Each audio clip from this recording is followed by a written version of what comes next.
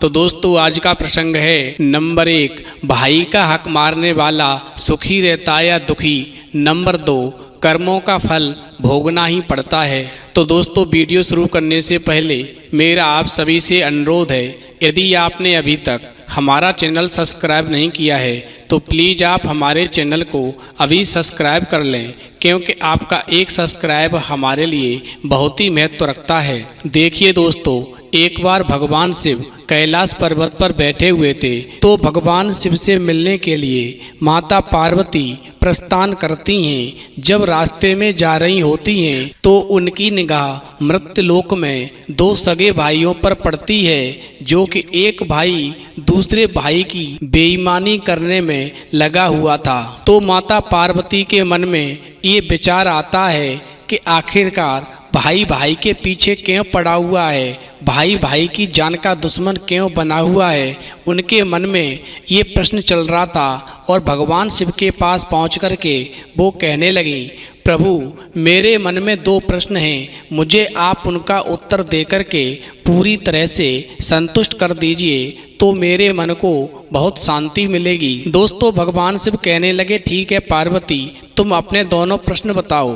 तो माता पार्वती कहने लगी, मेरा पहला प्रश्न है, भाई भाई का हिस्सा मार करके, भाई भाई का हक मार करके क्या सुखी रहता है या दुखी रहता है। नंबर 2, कर्मों का फल कैसे भोगना पड़ता है। तो दोस्तों भगवान शिव कहने लगे, पार्वती अब मैं तुम्हें एक कहानी सुनाता हूँ, इस कहानी को पूरा सुनना और ध्यान से सुनना।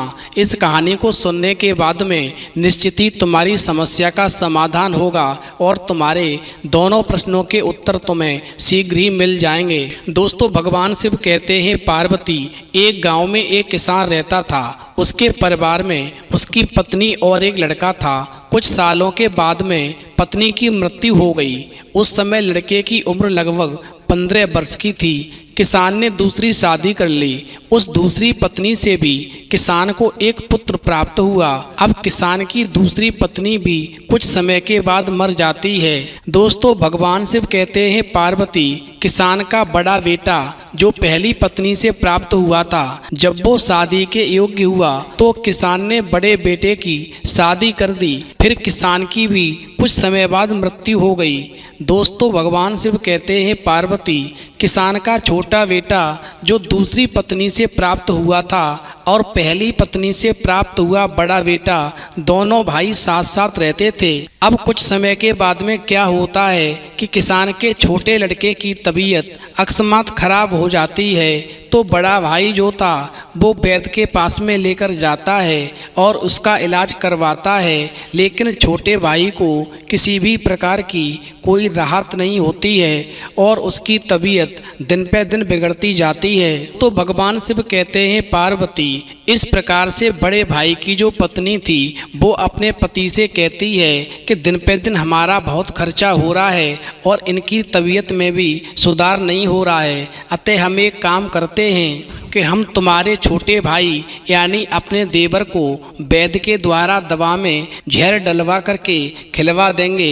लोग ये समझेंगे कि ये बीमारी के चलते मर गया और इसका हिस्सा भी हमें मिल जाएगा और फिर हमें इसकी बीमारी में खर्च भी नहीं करना पड़ेगा। तो भगवान शिव कहते हैं, पार्वती इस प्रकार से उस बड़े भाई के मन में लालच आ गया और उसने अपनी पत्नी की बात मान करके वैद्य के साथ में ले दे करके सौदा कर लिया और उसने वैद्य के द्वारा दवा में जहर डलवा करके अपने छोटे भाई को मरवा दिया। लोग यही समझे कि ये अपनी बीमारी के चलते मर गया। तो भगवान शिव कहते हैं, पार्वती जब छोटे भाई की मृत्यु हो जाती है तो बड़ा भाई और उसकी पत्नी बड़ा ही जश्न मनाते हैं, क्योंकि उसकी संपत्ति भी उनको मिल गई। अब वो आराम से अपना जीवन जीने लगे। इस प्रकार से जो बड़ा भाई था उसकी पत्नी को कुछ दिनों के बाद में एक पुत्र की प्राप्ति हुई। अब शादी के कुछ समय के बाद में अचानक वो लड़का बीमार पड़ने लगा। माँ बाप ने उसके इलाज के लिए बहुत वैद्यों से इलाज करवाया, क्योंकि उसने अपने भाई की भी संपत्ति हड़प कर ली थी। उसके पास में पैसे की कोई कमी नहीं थी। उसने अपने बेटे के इलाज के लिए बड़े से बड़ा अच्छे से अच्छा वैद्य बुलवा लिया, काफ़ी पैसा खर्च किया कैसे भी ठीक हो जाए, लेकिन दिन पर दिन उसकी तबीयत और बिगड़ती गई।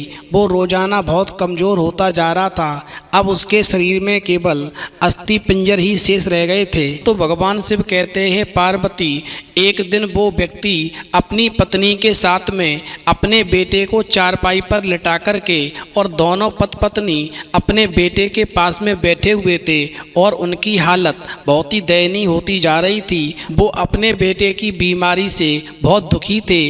वो समझ नहीं पा रहे थे कि क्या करें क्या ना करें। काफ़ी इलाज करवाने के बाद भी उसकी तबीयत में सुधार नहीं हो रहा था। तो भगवान शिव कहते हैं पार्वती, तभी वो बीमार लड़का कहने लगा, अब भाई हमारा और आपका हिसाब हो गया है।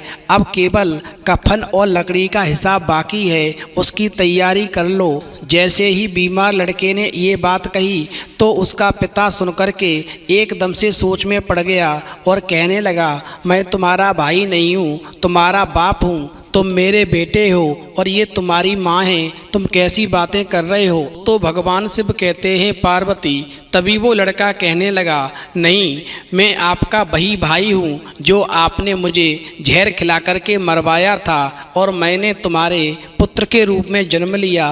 और इस प्रकार से जिस संपत्ति के लिए आपने मुझे मरवाया था, अब वो संपत्ति मेरे इलाज के लिए जो मेरे हिस्से की थी वो आधी बिक चुकी है, अब आपकी शेष है, इसलिए हमारा हिसाब बराबर हो गया। दोस्तों भगवान शिव कहते हैं पार्वती, इस प्रकार से वो पत्नी दोनों फूट फूट करके रोने लगे, कहने लगे, मेरे तो कुल का नाश हो गया, जो मैंने किया वो मेरे आगे आ गया, पर तेरी पत्नी का क्या दोष है जो इस बेचारी को जिंदा जलाया जाएगा। तो भगवान शिव कहते हैं पार्वती, जब उस बीमार लड़के से उसके पिता ने कहा कि तुम्हारा हिसाब तो बराबर हो गया, तुम तो मर के चले जाओगे, लेकिन एक बात बताओ, लेकिन जो तुम्हारी पत्नी जिंदा है आखिरकार इसका क्या होगा। तो वो बीमार लड़का कहने लगा, भाई एक बात ध्यान रखना, ये जो मेरी पत्नी है ये पता है कौन है, ये वही वैद्य है जिसने मुझे जहर दे करके मारा था।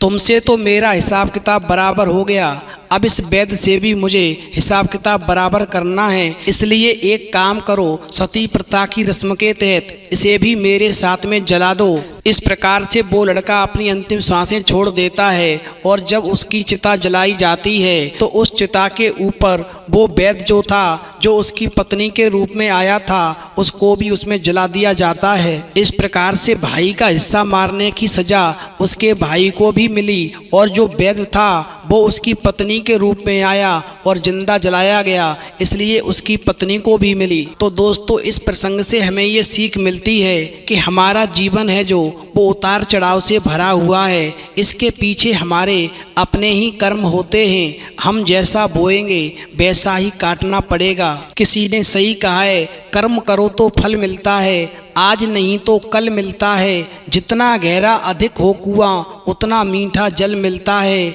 जीवन के हर कठिन प्रश्न का जीवन से ही हल मिलता है।